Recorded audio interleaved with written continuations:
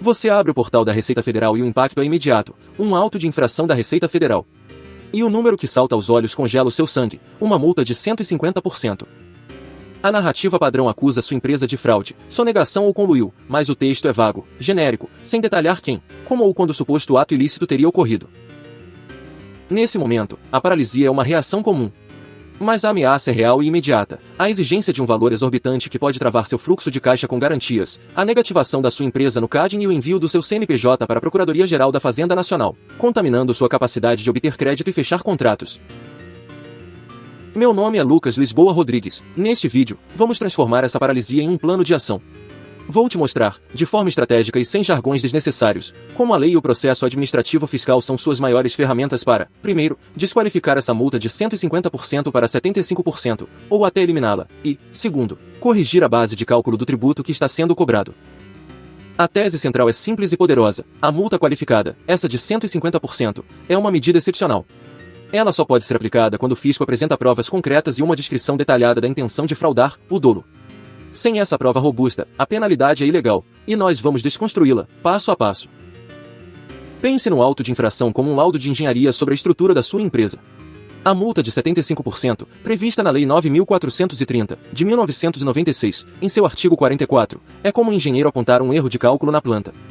Foi uma falha, um equívoco, e a multa tem o objetivo de punir essa negligência. Agora, a multa de 150% é muito mais grave. É o laudo acusando você, o dono da empresa, de ter deliberadamente usado materiais de baixa qualidade, de ter sabotado a própria estrutura para obter uma vantagem indevida. Isso é o que a lei chama de sonegação, fraude ou conluio. E a lei é muito específica sobre o que isso significa. A Lei 4.502, de 1964, define esses conceitos. O artigo 71 define sonegação, agir para impedir que a autoridade saiba da ocorrência do fato gerador. O artigo 72 define fraude, qualquer ação intencional para enganar a fiscalização. E o artigo 73 define conluio, um acordo entre duas ou mais pessoas para fraudar o fisco. Perceba a palavra que se repete, intenção. Dolo. Não estamos falando de um erro de digitação, de uma interpretação razoável de uma norma complexa ou de uma falha no seu sistema de controle interno. Estamos falando de um ato deliberado para enganar. E o ônus de provar essa intenção é 100% do fisco. É aqui que a sua defesa começa a ser construída, sobre a fundação da lei. O Código Tributário Nacional, em seu artigo 142, estabelece o princípio da legalidade estrita. O fiscal não pode criar uma cobrança do nada, ele precisa apontar o fato concreto e a lei que foi violada. E para garantir que isso seja cumprido, o Decreto 70.235, de 1972, que rege o processo administrativo fiscal, é a sua principal ferramenta. O artigo 10 desse decreto é um verdadeiro checklist de validade para o auto de infração. Ele exige, de forma explícita, a descrição clara dos fatos, a norma legal infringida e o critério de cálculo. Se o auto de infração falha nesse checklist, ele é um laudo falho, e pode ser invalidado. Mais ainda, o próprio Código Tributário Nacional, no artigo 112, nos dá uma regra de ouro. Na dúvida sobre a gravidade da penalidade, a interpretação deve ser a mais favorável ao contribuinte. Ou seja, se não há certeza absoluta sobre a fraude, não se pode aplicar a multa mais grave. Com essa base legal sólida, vamos ao nosso plano de ação. Dividimos ele em 3 fases: diagnóstico, desconstrução e resolução. Sua primeira missão é atacar a qualificação da multa. O objetivo é rebaixar a acusação de sabotagem deliberada para erro de cálculo. Pegue o auto de infração e procure a descrição da conduta. A fiscalização respondeu às seguintes perguntas com fatos, documentos e evidências. Quem, dentro da sua empresa, cometeu o ato? Quando isso aconteceu? Como exatamente a manobra foi executada? E, o mais importante, qual a prova da intenção de fraudar? Se a resposta que você encontrar for um texto genérico, um copia e cola que poderia ser usado para qualquer empresa, citando apenas que a empresa deixou de recolher ou utilizou créditos indevidos, você tem um argumento fortíssimo. Sua defesa irá apontar exatamente isso, a ausência de motivação. Você vai argumentar que, com base no artigo 44 da Lei 9.430, a multa de 150% é uma exceção que exige prova, e que o auto não apresentou essa prova. Você vai reforçar que um erro contábil ou uma divergência de interpretação sobre uma glosa de despesa não configuram a fraude descrita nos artigos 71 a 73 da Lei 4.502. A penalidade, portanto, deve ser reduzida para o patamar de 75%, conforme o artigo 112 do Código Tributário Nacional. Este é o seu golpe mais poderoso e o que tem maior chance de sucesso. Agora, vamos analisar a engenharia do auto, procurando por falhas estruturais. É a análise de vícios formais. Volte ao artigo 10 do Decreto 70.235. O auto indicou o dispositivo de lei específico que foi violado? Ele apresentou uma memória de cálculo clara e compreensível, ou apenas jogou um número final? Existe uma conexão lógica entre a descrição dos fatos e a penalidade que foi aplicada? Qualquer falha aqui pode levar à nulidade. Por exemplo, se o fiscal glosou uma despesa e aplicou uma multa, mas não indicou qual regra contábil ou fiscal proibia aquela dedução, a sua defesa fica prejudicada. Conforme o artigo 59 do mesmo decreto, um vício formal que impede a defesa pode anular o lançamento. Mesmo que o vício não anule todo o auto, ele pode levar a uma nulidade parcial, forçando o fisco a refazer os cálculos de forma correta e transparente. Dentro dessa fase, vamos também cortar os excessos. Um erro comum do fisco é o chamado bis idem, punir você duas vezes pelo mesmo fato. Por exemplo, aplicar uma multa isolada por falta de um documento e, ao mesmo tempo, uma multa de ofício sobre o tributo relacionado a esse mesmo documento. A jurisprudência do Superior Tribunal de Justiça e do CARF é firme em proibir essa dupla penalidade. Sua defesa deve identificar essa sobreposição e pedir a exclusão de uma das multas. Outro ponto são as glosas genéricas de despesas. O fiscal não pode simplesmente dizer, rejeito todas as despesas com marketing.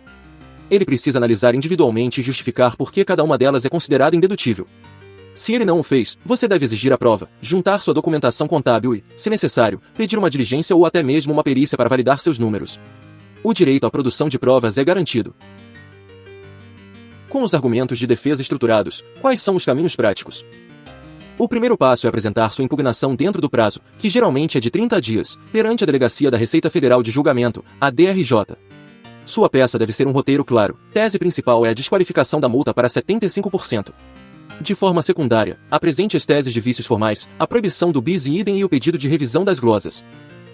Se a decisão na DRJ for desfavorável, o próximo passo é o recurso ao Conselho Administrativo de Recursos Fiscais, o CARF, um tribunal paritário com representantes do fisco e dos contribuintes, onde teses bem fundamentadas têm grande chance de êxito.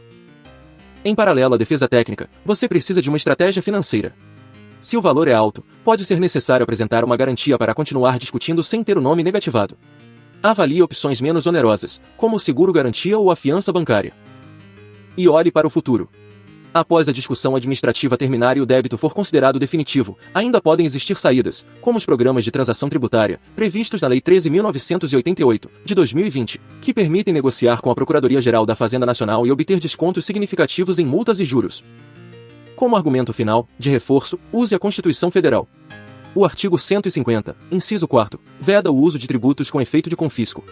O Supremo Tribunal Federal já decidiu que esse princípio também se aplica a multas. Se, mesmo após as reduções, a multa final for absurdamente desproporcional em relação ao valor do tributo, esse é um argumento subsidiário valioso para pedir a sua limitação a um patamar razoável, como 100% do tributo. Vamos recapitular nosso plano de ação. Primeiro, a multa de 150% não é automática, ela exige prova robusta de dolo por parte do fisco, e a falta de motivação detalhada no auto é o seu principal argumento para reduzi-la a 75%. Segundo, o auto de infração não é um documento sagrado, ele deve seguir um checklist legal rigoroso, e falhas formais podem e devem ser usadas para anular ou recalcular a cobrança. Terceiro, não aceite excessos. Lute contra a dupla penalidade, bis idem, e exija que toda e qualquer glosa seja individualmente provada pela fiscalização. A recomendação final é agir com método e dentro do prazo.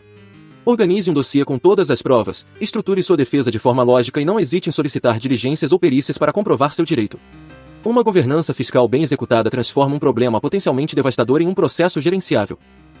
Lembre-se, este conteúdo é informativo e educacional, e não substitui uma consulta jurídica com um advogado especialista, que poderá analisar as particularidades do seu caso concreto. Agora, eu quero propor uma reflexão para você, gestor. Qual pilar do seu compliance fiscal, hoje, mais te preocupa? É a documentação de créditos? A classificação de despesas?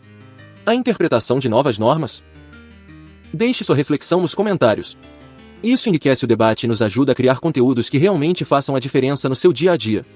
Se essa abordagem estratégica foi útil para você, inscreva-se no canal para ter acesso contínuo a essa inteligência fiscal. Eu sou Lucas Lisboa Rodrigues, da LLR Advocacia. Agradeço imensamente sua atenção e te vejo no próximo vídeo.